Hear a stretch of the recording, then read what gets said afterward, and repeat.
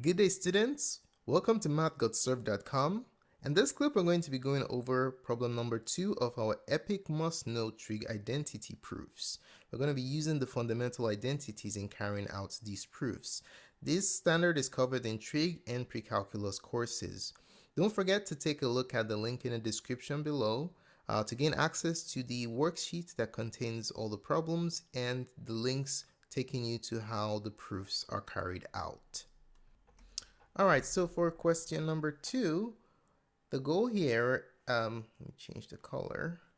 The goal is to prove that cosecant alpha tan alpha is equal to secant alpha. All right, let's go ahead and do it. Now, if you take a look at the yellow box to your right, you're going to see the strategy that we're going to be using to prove identities in this series. All right, so on the left side, we have the product of two trig functions, cosecant alpha and tan alpha. And then on the right, we have secant alpha by itself. Now on the left side, we can make use of strategy number 1. Whenever you have just the product and quotient of trig functions, expressing them as sine and cosine will enable you to reduce that product or quotient if possible. Okay, so we're going to be applying that strategy here and see if that can help us to reduce this product on the left.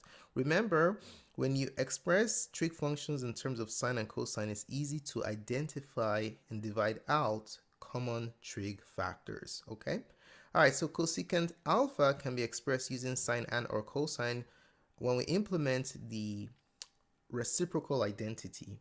Okay, so cosecant alpha can be written as 1 over sine alpha.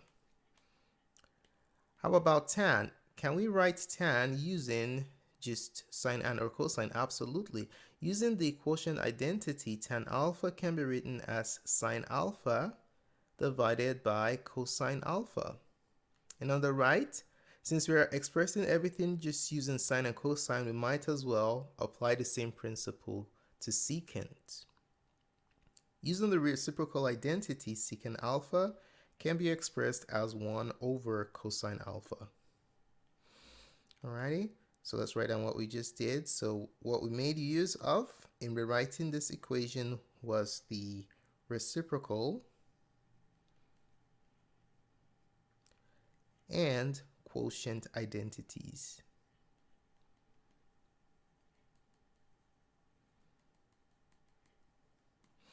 Okay, so now you can clearly see that it is possible to divide out common factors between cosecant and tan.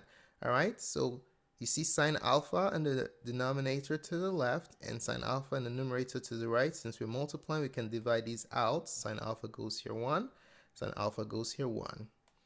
Okay, so this is the beauty of expressing everything in terms of sine and cosine, so you can easily divide out. Now when we multiply the product of fractions on the left, we have 1 over cosine alpha is equal to 1 over cosine alpha. So we've been able to prove that the left and the right hand sides are the same. Thanks so much for taking the time to watch this presentation. Really appreciate it. If you found the contents of this tutorial helpful in your studies of trig identities, do give us a thumbs up. Your positive feedback is very valuable to us. Do not forget to subscribe to our channel for updates to our review series. We have math videos uploaded to our site on a weekly basis, so when you subscribe, you can get notifications of future uploads. If you have any questions or comments about the contents of this presentation or any trig identity proof that you'd like us to work out for you in a video, just post it in the comment section below and we'll be more than glad to respond. Okay? Tons of support resources can be found at our website, math.serve.com, and also don't forget again to take a look in the link in the description to gain access to the worksheet that has all the proof identities, all the trig identities present, as long as the links taking you to the proofs. Have a wonderful day.